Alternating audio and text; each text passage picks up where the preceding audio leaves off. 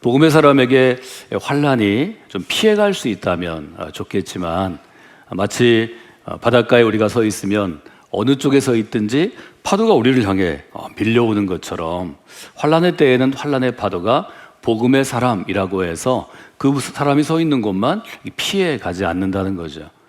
바울은 이 점을 아주 깊이 체험했던 것 같습니다. 바울의 생애를 우리가 살펴보면, 또 바울의 삶을 살펴보면 복음의 사람이 환난의 때를 체험할 수밖에 없다는 것, 그 환난의 때가 면제되지 않는다는 것을 우리가 지난주에 살펴보게 되었습니다.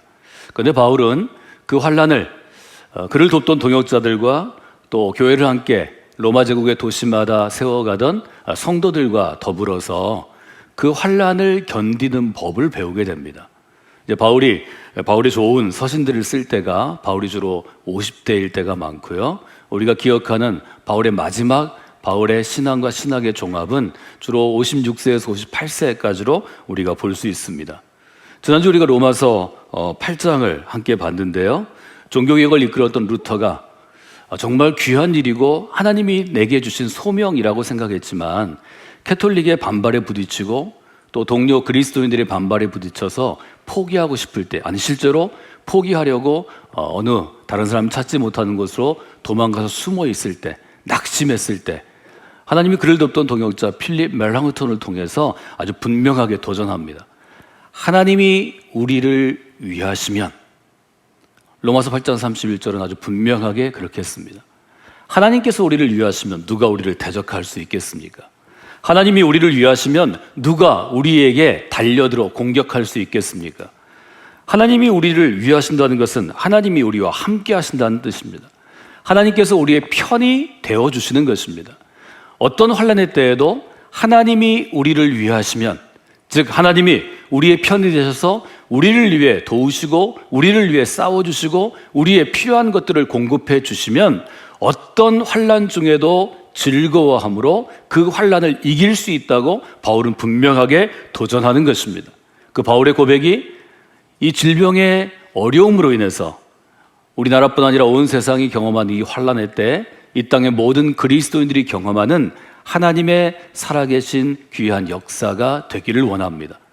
어떤 상황이 있든지, 어떤 환난의 파도가 우리를 향해 다가오든지, 그때에도 하나님께서는 우리를 그냥 두시지 아니하고 하나님의 은총으로, 마치 아들을 주시고 아들을 사랑하시는 것처럼 자녀를 사랑하는 부모의 마음으로 우리를 지켜주시고 함께 해주신다는 것을 여러분들이 경험하시는 귀한 이 주일이요 또 한 주간이 되시기를 주님의 이름으로 축원해 드립니다. 오늘 저희가 로마서 12장을 보게 되는데요, 로마서의 구조를 보게 되면 로마서는 12장 1절을 기점으로 해서 11장까지 앞부분과 12장부터 16장까지 뒷부분이 나누어져 있습니다. 앞부분은 복음이란 무엇인가에 대해서 바울이 유대인의 용어로, 이방인의 용어로, 또 복음의 사람이 된 그리스도인의 용어로 설명하는 부분입니다. 그래서 복음의 일종의 이론편입니다. 논리적으로 말하자면 지성적으로 설명하는 부분이고요. 12장 1절부터 16장까지는 복음의 실천편입니다. 제가 그 부분에 이제 책을 쓸 때 제목을 제가 늘 미리 잡는데, 로마서 12장 이후의 주제는 무엇인가 하면 복음의 사람은 어떻게 살아야 합니까? 하는 것입니다. 복음의 사람은 과연 어떻게 살아야 합니까? 로마서 12장 1절은 이렇게 얘기합니다. 형제들이여, 내가 여러분에게 권하는데 여러분의 몸을 하나님이 기뻐하시는 산 제물로 드리십시오. 거룩한 산 제물로 드리는 것이 제사이기 때문에 살아있는 제사로 드리십시오. 이렇게 번역하기도 합니다. 하나님께서 우리에게 원하시는 것은 우리의 몸을, 이것은 우리의 삶 전체를 하나님께서 기뻐하시는 거룩한 살아있는 제물로 드리라는 것입니다. 영어로 쓰면 두 가지의 일종의 수식어가 있는데요, 하나는 holy이고요, 하나는 living입니다. 하나는 거룩한 제물이 되는 것이고 하나는 살아있는 제물이 되는 것입니다.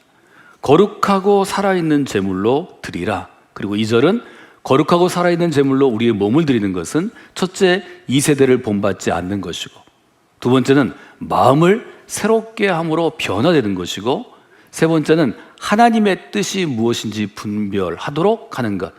우리가 새벽에 에베소를 나누었는데 주의 뜻이 무엇인지를 이해하고 깨닫고 받아들이는 것, 이것이 복음의 사람이 살아야 하는 일종의 실천편이라고 할 수 있습니다. 우리가 함께 읽은 3절 이하는 바로 이 1절과 2절의 말씀을 잘 설명해 가는 부분입니다. 우리의 몸을 이처럼 살아있고 거룩한 산 제물로, 살아있는 제사로 드리기 위해서 우리가 어디에서부터 시작하는 게 좋을까요? 훌륭하게 균형 잡힌, 지성과 영성과 감성이 균형 잡힌 사람을 키우기 위해서는 가정에서 시작하는 것이 제일 좋습니다. 그래서 하나님께서는 한 남자와 한 여자를 만나게 하시고 또 짝지어 주시고 가정을 이루기 위해서 그 안에서 새로운 생명이 잉태되고 태어나고 자라나도록 하셨습니다. 어릴 때 부모가 정말 이 자녀의 인생을 축복하고 이 자녀의 인생이 복되고 고귀한 인생, 잠언 3장에 있는 것처럼 자라나면서 하나님으로부터 사랑을 받고 사람들이 소중하게 여기는 사람이 되는 그런 인생을 세우기 위해서 노력하면, 그러면 그 인생은 정말 복된 인생이 되죠. 성도도 마찬가지입니다. 그리스도인도 마찬가지입니다. 복음의 사람도 마찬가지입니다. 복음의 사람도 균형 잡힌 좋은 교회 공동체에서 자기의 믿음 생활을 시작하고 자기의 삶을 시작하고 복음의 사람으로 세워져 나아갈 때, 그때 놀라운 인생의 열매가 그의 인생 후반전에 맺히게 되는 것입니다. 여러분, 이 시간 우리가 예배하는 것, 예배 중에 성경의 진리를 나누는 것, 성경의 진리로 살아가겠다고 결단하는 것, 그것이 우리의 미래를 바꿀 뿐 아니라 우리 인생과 가정과 교회뿐 아니라 이 시대를 바꾸고 이 세상을 바꾸는 것이라는 분명한 확신이, 여러분이 성관교회 믿음의 공동체 가운데서 신앙생활 하실 때 여러분 안에 심겨진 하나님이 심으신 깊은 뿌리 깊은 생각의 나무가 되기를 원합니다.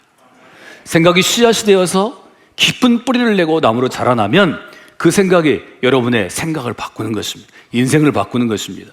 Changing Thoughts라고 우리가 아주 분명하게 규정했습니다.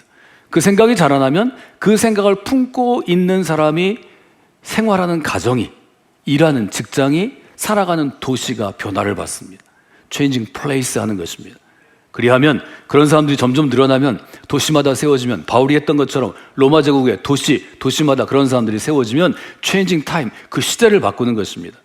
그리고 그 바뀌어진 시대가 2000년 후에 지금 우리에게까지 영향을 주어서 우리가 복음의 사람으로, 그리스도의 사람으로 복음의 공동체를 이루자고 지금 도전하고 있는 것입니다. 이 놀라운 하나님의 역사가, 성령의 일하심이 우리를 통하여 우리의 다음 세대에도 이어지게 될 것입니다. 여러분이 그 하나님의 역사 가운데 쓰임받는 하나님의 역사의 중심에 서시는 분들이 되시고, 중심에 서는 홀리라이트 믿음의 공동체, 성광교회 믿음의 공동체가 되기를 축원해 드립니다. 그러면 왜 우리가 교회 안에서, 믿음의 공동체 안에서 복음의 사람으로 살아가는 것을 시작하는 것이 중요할까요? 첫째, 교회는 그리스도의 몸이기 때문입니다. 이것은 바울의 아주 일종의 고유한 표현이기도 한데, 왜 그리스도의 몸이라는 표현을 교회에 썼는지를 특별히 고린도 전후서에 아주 상세하게 나와 있죠. 바울 서신의 기초가 되는 신학적인 사상입니다. 그 당시의 사람들은 그렇게 생각한 것 같아요. 예수님의 몸과 함께 있는 것이 너무 중요했습니다. 그래서 우리가 초대교회라고 부르는 초기 교회에는 그리스도와 함께하는 사람들 중에서 사도를 선택했습니다.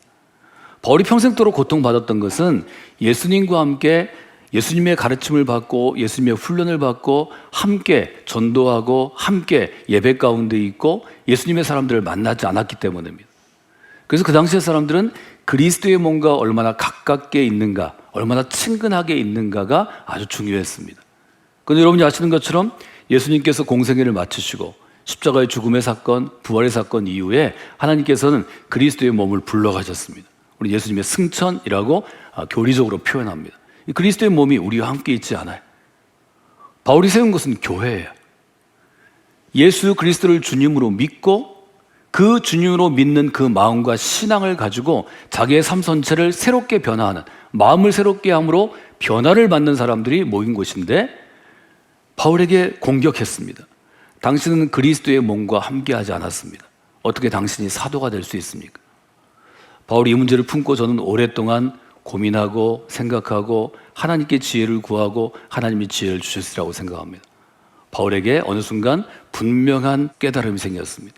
그것은 한 사람 한 사람 그리스도를 주님이라고 고백한 복음의 사람들은 그리스도의 영을 마음에 모시기 때문에, 에베소에서 말씀한 것처럼 그리스도께서 내 마음에 머물러 계시기 때문에 그리스도께서 마음에 머물러 계신 우리의 몸이, 우리의 부족하고 죄 많은 몸이 그리스도의 몸으로 변할 수 있다고 확신합니다. 그 사람들이 말하는 교회가 바로 큰 의미의 그리스도의 몸이라고 바울은 표현합니다. 그것이 고린도 교회에서 목회할 때 고린도 교인들이 바울을 어렵게 하고 눈물 짓게 하고 속 썩게 했을 때 하나님이 깨닫게 하신 놀라운 교회의 비밀이 되었습니다. 사랑하는 여러분, 우리는 교회를 그리스도의 몸이라고 고백합니다. 지금 그리스도는 몸으로 우리와 함께 하지 않지만 그리스도의 영으로 우리와 함께 하시고 모든 그리스도에게는 그리스도의 영이 머물러 있기 때문에 우리 모두가 있는 이 교회 공동체가 그리스도의 몸이 되는 것입니다. 교회 공동체가 그리스도의 몸이기 때문에 복음의 사람은 믿음의 시작, 믿음의 출발을 교회에서 시작하셔야 합니다. 그래서 좋은 교회 공동체를 우리가 계속해서 이 도시 안에 세우는 것이 수많은 사람들, 앞으로 우리 교회의 문을 넘어서 복음의 길로 들어설 사람들에게 가장 좋은 선물을 하는 것입니다. 가장 좋은 기회를 주는 것입니다. 여러분, 이를 위해서 여러분의 마음을 다하셔야 합니다. 여러분의 영혼을 집중해야 합니다. 여러분의 인생에 쓰임 받도록 하나님께 간구해야 합니다. 하나님께서 응답하시는 기도는 하늘의 보좌를 만지는 기도이고 하늘의 보좌에 상달하는, 도달하는 기도입니다. 하늘의 보좌에 도달한다는 것은 즉 하나님의 마음에 도달한다는 것입니다. 하나님의 마음을 움직이는 것입니다. 여러분의 믿음이, 여러분의 삶이, 여러분의 생각이 하나님의 마음을 움직이는 귀한 교회 공동체를 이루는 성광교회 믿음의 공동체가 되기를 기대합니다. 하나님이 이루어 주실 것입니다. 지난 41해 동안 하나님이 이루어서 우리가 여기까지 오게 된 것입니다. 여러분, 그 마음을 가지고 하나님께로 나아가시기를 원합니다. 우리가 함께 읽은 로마서 12장의 5절에 보면 이렇게 되어 있습니다. 이와 같이 우리 많은 사람이 그리스도 안에서 한 몸이 되어 서로 지체가 되었느니라. 두 번째로 생각할 수 있는 것은 복음의 사람은 그 몸의 지체를 이루게 됩니다. 지체는 어떤 것인가요? 몸을 이루는 부분입니다. 팔이요, 다리요, 우리 얼굴이요, 얼굴에 있는 눈과 코와 입입니다. 이것들을 다 지체라고 이야기합니다. 바울은 우리가 한 몸을 이루기 위해서는 우리 몸에 있는 모든 지체들이 정상적으로 건강하게 자기의 기능을 다 할 때 그때 몸이 건강해진다고 분명하게 이야기합니다. 성곽교회 믿음의 공동체가 이렇게 아름답게 쓰임받는 공동체가 되려면 여러분 한 사람 한 사람이 건강한 지체가 되어야 합니다. 어떤 사람은 팔이 될 수 있고 어떤 사람은 다리가 될 수 있고 어떤 사람은 눈이 될 수 있고 어떤 사람은 입이 될 수 있습니다. 각각의 기능은 다양한 것이고 서로 다른 것입니다. 그러나 분명한 것은 내가 받은 하나님의 은혜대로, 은혜의 분량대로, 내가 받은 하나님의 부르심의 분량대로 내 역할을 충분히 감당하는 것입니다. 내 그릇만큼, 내 믿음의 단계만큼 그 일을 감당하게 할 때 몸 전체가 건강해지는 것입니다. 여러분들이 그런 지체 되시기를 주님의 이름으로 축원해 드립니다. 우리가 이처럼 그리스도의 몸이요 지체된 교회 공동체로부터 우리의 믿음을 시작하게 될 때 그때 우리가 우리의 가정에서도 우리의 직장에서도 세상에서도 그렇게 살아갈 수 있습니다. 이 원리가 그리스도인 모두에게 적용할 수 있는 것입니다. 그래서 로마서 12장 우리가 읽은 부분은 그렇게 얘기하죠. 혹 섬기는 일이면 섬기는 일로, 혹 가르치는 자면 가르치는 일로, 혹 위로하는 자면 위로하는 일로, 구제하는 사람이라면 성실함으로, 다스리는 자라면 아주 분명하게 부지런함으로, 긍휼을 베푸는 사람은 즐거움으로 해야 한다고 우리에게 도전합니다. 즉 다양한 은사를 가지고 다양한 지체가 자기 일들을 충분히 감당할 때 그때 교회가 건강해지고 성숙해지고 쓰임받는 귀한 공동체가 될 수 있다는 것입니다. 여러분들이 그 일을 감당하는 분들이 되시기를 주님의 이름으로 부탁을 드립니다. 오늘 여러분들이 생각해야 될 것은 한 가지 중요한 단어입니다. 3절에 보면 마지막에 이렇게 권면합니다. 지혜롭게 생각하라. 여러분이 환난의 때에도 하나님의 채워주심과 하나님의 용서하심과 하나님의 사랑하심을 큰 선물로 받고 이 환난의 때에 믿음으로 견디어내고 버텨내고 승리하는 우리가 넉넉히 이기느니라 고백한 로마서 8장의 고백을 이루기 위해서 우리가 해야 할 일은 지혜롭게 생각하는 것입니다. 여러분이 이 바울의 분명한 권면을 기억하시면 좋겠습니다. 이때 생각하다라는 단어가 있는데요, 이 생각하다라는 헬라어 단어가 지니고 있는 것은 어떤 것인가 하면 무엇을 균형 있게 판단해서 합리적으로 판단하는 것입니다. 그런데 이 생각하다라는 단어에는 어떤 뜻이 있냐면 사람들이 합리적으로 판단하지 못한다는 일종의 전제가 있습니다. 왜 합리적으로 판단하지 못할까요? 사람들은 어떤 일을 판단할 때 내게 속한 것, 나와 관련된 것, 내 안에 있는 것은 있는 그대로보다 높이 평가한다는 것입니다. 여러분 잘 동의하지 않는 것 같은데요. 저는 그렇거든요. 저는 여러분들을 보면 외모가 제가 훨씬 더 멋있게 보이거든요. 말하는 걸 보면 제가 더 매력 있게 말하는 것 같거든요. 목소리를 들으면 제 목소리가 제일 매력적인 것 같거든요. 이렇게 얘기할 때 여러분 마음에 제가 설교 중에 하니까 우리 교회 목사님이니까 받아들이긴 하지만 마음이 좀 어렵죠. 모든 사람이 그렇습니다. 자기 앞에서 자기를 높이 평가하는데 마음이 좋은 건 부모만 그렇답니다. 우리 아들이 우리 딸이 생긴 것보다 자기를 너무 높이 평가하면 걱정은 되지만 마음으로 그냥 받아들인답니다. 그 외에는 아무도 받아들이지 않습니다. 지혜롭게 생각하라는 것은 어떤 것인가 하면 성경의 의미로 보면 첫째, 자기 자신을 너무 높이 평가하지 말라는 것입니다. 지혜롭게 생각한다는 것, 지혜롭게 생각하는 그리스도인이 된다는 것은 자기 자신에 대해서는 조금 박하게 평가하는 것입니다. 이 점은 우리에게 매우 중요합니다. 사람은 누구나 자기를 좀 높이 평가합니다. 그런데 그 높이 평가하는 것 때문에 교회 안에서 어떤 일이 생기냐면 다른 사람보다 좀 더 가르치는 은사가 있는 사람은 가르치는 은사가 없는 사람을 좀 더 밑으로 평가합니다. 낮게 평가합니다. 다른 사람을 잘 섬기는 분들이 있습니다. 섬김의 은사가 있는 분들은 섬기지 못하는 분들은 좀 아래로 평가합니다. 다른 사람보다 기도를 열심히 하시거나 또 기도의 능력을 먼저 체험하신 분들이 있습니다. 이런 분들은 다른 분들이 기도에 불성실한 것을 받아들이지 못합니다. 이 점 때문에 바울이 크게 고생했습니다. 특별히 고린도 교인들에게 이 점이 강했습니다. 고린도전서 1장을 보시면 고린도 교회는 이 점 때문에 서로 교인들이 여러 파로 여러 그룹으로 나누어져 싸웠습니다. 내가 너보다는 훨씬 더 좋은 그리스도인이야. 아니야, 그건 네 착각이야. 내가 더 좋은 그리스도인이야. 나중에는 그렇게 얘기했겠죠. 그냥 너나 잘하세요. 이것이 교회 안에 문제가 있을 때, 갈등이 있을 때 생기는 여러 가지 일들입니다. 그런데 지혜롭게 생각하는 사람은 자기 자신을 있는 그대로 평가하려고 노력하고 다른 사람은 있는 것보다 조금 더 높이 봐주시는 게 좋습니다. 여러분 그렇게 하시면 교회 공동체가 더 복되고 아름다운 공동체가 될 수 있습니다.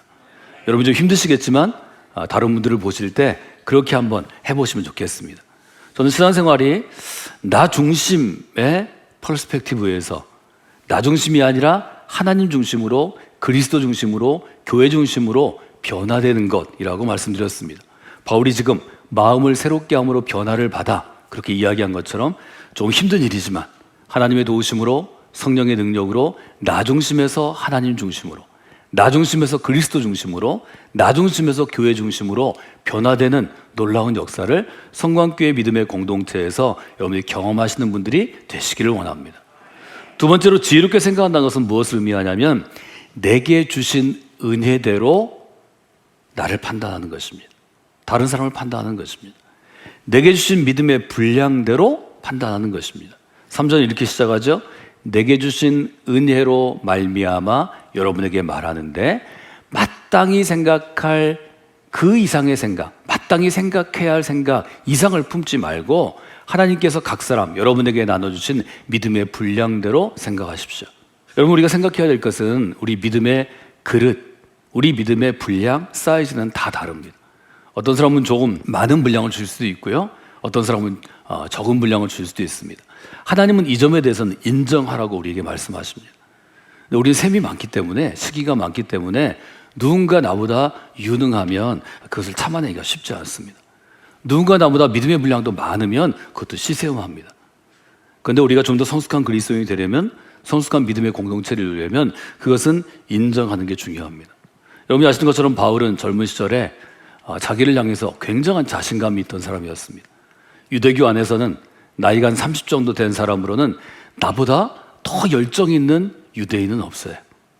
나보다 더 신분이 좋은 사람도 없어요. 나보다 더 율법을 잘 이해하는 학자도 없어요. 이게 바울의 생각이었습니다. 그러나 그때는 바울이 세상을 변화시키지 못했습니다. 오히려 바울의 주변에 어려움이 많았고 바울은 시기를 받았습니다. 그런 그가 30년쯤 지나서 이 편지들을 나중에 완성하는 주로 쉬운 6부터 쉬운 7, 쉬운 8의 나이가 되었을 때 바울은 뭐라고 고백하나요? 내게 주신 은혜대로 사는 것이 내게 족한 것입니다. 내게 주신 은혜대로 산다고 고백합니다. 저는 이 점이 매우 중요하다고 생각합니다. 우리 교회 처음 초창기를 보면 우리 교회는 대전에 연구단지가 막 자리를 잡을 때 한 연구소의 연구원들을 기초로 초기에 10년 교회가 성장하고 또 부흥했습니다. 그때 그런 우스갯소리가 있었어요. 대전에 여러 대학교가 있는데 그 대학교에 있는 박사학위를 가진 박사들보다 성광교회에 있는 박사학위를 가진 교인의 수가 더 많다는 이야기를 우리가 우스갯처럼 했습니다. 1980년대 성광교회의 모습입니다. 지금도 그 이미지가 오랫동안 신앙생활을 하신 분들에게는 여전히 남아 있습니다. 근데 제게 고백을 하면요, 제가 거기서 20대를 보냈는데요, 다른 사람보다 좋은 직업을 가지고 그 당시 공부하기 어려울 때 박사학위를 가지고 또 유학을 다녀오고 한 분들이 제게 믿음의 도전을 주지 못했습니다. 그 당시에 저와 함께 청년 시절을 보낸 청년들이 주로 이야기하고 고민할 때 우리가 갖고 있는 유능함과 우리가 갖고 있는 재능들이 우리에게 신앙의 도전을 주지 못했습니다. 돌이켜보면 제가 바울이 마지막 신학을 완성하고 서신들을 마지막으로 완성한 그 나이를 지나면서 저는 깨닫게 되었습니다. 제게 신앙의 도전을 주고 그리스도인으로서의 제 모습을 다듬어 준 것은 평범한 그리스도인들이었습니다. 내게 주신 믿음의 분량을 받아들이고 내게 주신 은혜만큼을 가지고 살아가는 분들이 사실 지금의 성광교회를 이루었다고 저는 고백하고 싶습니다. 여러분, 한국 사회는 특별히 갖고 있는 것, 타고난 것, 성취한 것에 대한 차별이 심한 곳입니다. 어떤 학교를 나왔는지, 어떤 직업을 가졌는지, 유학은 갔다 왔는지, 어떤 집에 사는지, 어떤 성공을 이루어 어떤 포지션에 있는지를 우리가 많이 다룹니다. 그러나 그것이 교회를 이룬다면 그 교회는 모래 위에 세운 것이 될 것입니다. 바울은 그 모든 것들을 갖고 있었지만 그 모든 것들을 벗어버리는데 평생이 걸렸습니다. 자기보다 못 배운 사람, 자기보다 많이 갖지 못한 사람, 자기보다 똑똑지 못한 사람들과 함께 교회를 세우는 예수님의 사역의 원리를 바울은 교회를 개척하고 교회를 세우고 어려움을 당하면서 깨닫게 된 것입니다. 그래서 바울은 하나님이 그를 부르시기 전에, 순교하기 전에 그렇게 고백합니다. 내가 지금 내 모습으로 있는 것은 모든 것이 하나님의 은혜입니다. 나의 노력 때문이 아닙니다. 나의 부모 때문이 아닙니다. 나의 헌신 때문이 아닙니다. 여러분, 이것은 그리스도인이 마지막으로 고백할 수 있는 최고의 높이입니다. 제가 바람이 있다면 여러분이 성광교회 믿음의 공동체에서 신앙생활을 하시면서 언젠가 하나님의 부르심을 받겠죠. 우리 건강하니까 조금 더 오래 사는데요, 강건하면 70이요, 또 뭐 좀 더 길어지면 80일 때 이 부분에 하나님이 주시는 깨달음의 깊이, 깨달음의 맛을 좀 보고 하나님께 부르심을 받으면 좋겠습니다. 이것은 저는 너무 중요한 것이라고 생각합니다. 저 오랫동안 신앙생활을 같이 하시고 우리 교회 오늘이 있기까지 오래 헌신하신 분들이 여기 있습니다. 특별히 50대, 60대, 70대 되신 우리 귀한 우리 교회 교우들이 지혜롭게 생각하라는 바울의 도전, 이 로마서의 도전을 좀 붙잡고 이 한 달을 좀 사셨으면 좋겠습니다. 실제로 지혜롭게 생각하는 그리스도인이 되시면 좋겠습니다. 이전에 보던 것보다 훨씬 더 넓은 것을 보시게 될 것입니다. 이전에 깨달은 것보다 훨씬 더 깊이 있는 것을 깨닫게 될 것입니다. 우리가 생각하는 것 이상으로, 우리가 상상하는 것 이상으로, 우리가 말하는 것 이상으로 신앙의 깊이와 넓이와 두께는 완전히 다르기 때문입니다.